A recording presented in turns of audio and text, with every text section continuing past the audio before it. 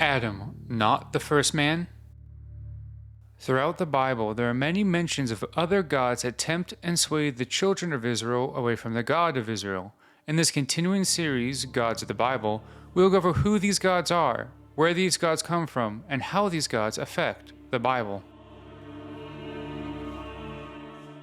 Previously, we went over the origin of the English word hell and the pagan origin of the word, and how a pagan afterlife made its way into the Bible.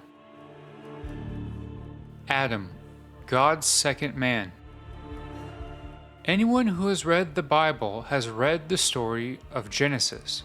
It is common knowledge that in the Bible, Adam and Eve are the first people, and that they lived in the Garden of Eden. We learn that Eve was tempted by the serpent and ate the evil fruit. With the evil fruit from the tree of knowledge, she gave its fruit to Adam. We learned that God kicked Adam and Eve out of the garden, and that they formed the first family. From the first family, we learned of the story of Cain and Abel, and how Cain slew Abel and was given a mark. Behold, thou shalt drive me out the day from the face of the earth, and from the face shall I be hid.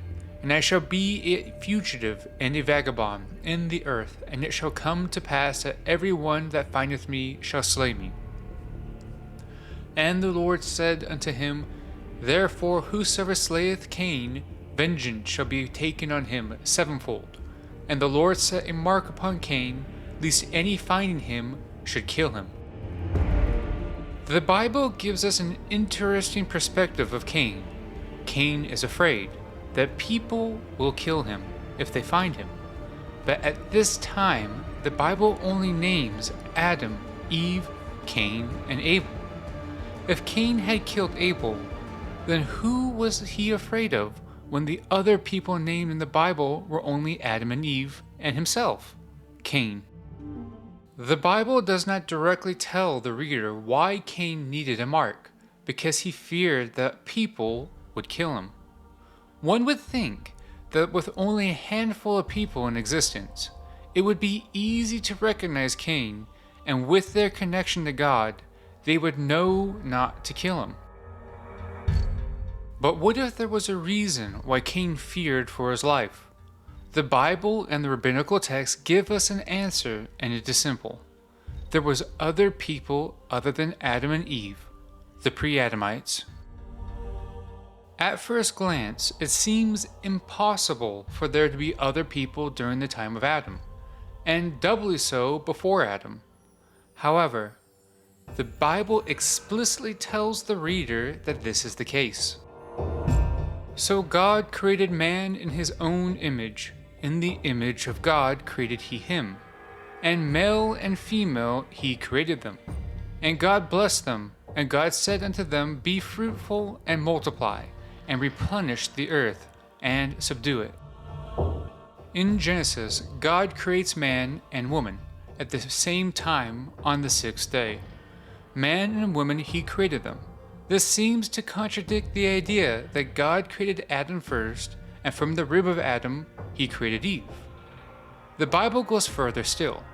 The first command to mankind by God is to be fruitful and multiply.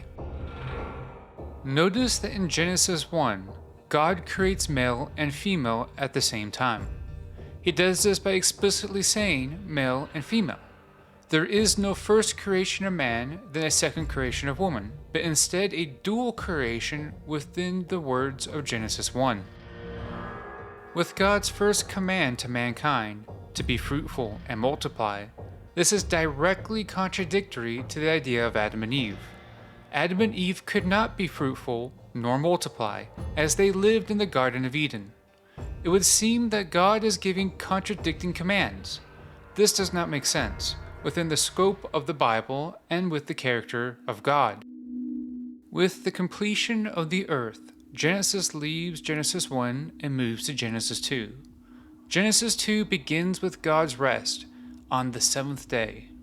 After God's rest, we are told that God then created Adam from the dust first, and from the rib of Adam, God makes Eve second. Notice that God creates Adam after the seventh day, and Adam was created first, and Eve was created second. This is in contradiction to God creating man and woman at the same time during the sixth day in Genesis 1. There is also the issue of being fruitful and multiplying. God's first command to mankind is impossible to achieve while Adam and Eve are in the garden. The distinction between Genesis 1 and Genesis 2 creates a serious ambiguity between when Adam was created and whether Adam was the first person created at all. This is compounded with the story of Cain, who was afraid that other people might kill him, when according to the Bible, there should not be more than a handful of people. Genesis 1 and Genesis 2 is contradictory to each other. In Genesis 1, male and female are created at the same time and are commanded to be fruitful and multiply. This creation and command is done on the sixth day. On the seventh day, God rests. In Genesis 2, God creates male first. From the rib of Adam, he creates female second. After the seventh day, God's command to be fruitful and multiply is impossible until after Adam and Eve eat the evil fruit of the tree of knowledge. This seemingly two impossible commands directly contradict the word and command of God and leave issues within the timeline of the Bible. Or is it? The rabbinical texts give an answer. The rabbinical texts speak about God's first creation of mankind. The first creation of man is known as the Pre-Adamites. The Pre-Adamites were a people that God created on the sixth day, and were the people that God gave the command to be fruitful and multiply. If the rabbinical texts are to be believed, then in Genesis 1, God created the Pre-Adamites. They began to be fruitful and multiply across the earth. But if there were people before Adam, then how is it that Adam was the first man? The rabbinical texts give an answer. When God created Adam, he breathed the breath of life into Adam. The word breath in Hebrew is often associated with the spirit or mind of a person.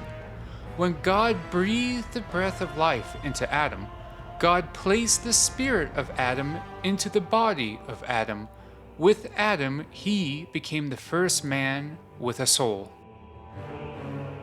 The rabbinical texts harmonize Genesis 1 and Genesis 2 and explain why there is two creations of man and why Adam and Eve were not subject to God's first command. It also explains why Cain was afraid of other people and how Adam and Eve were the first people with souls. Have you heard about the Pre-Adamites?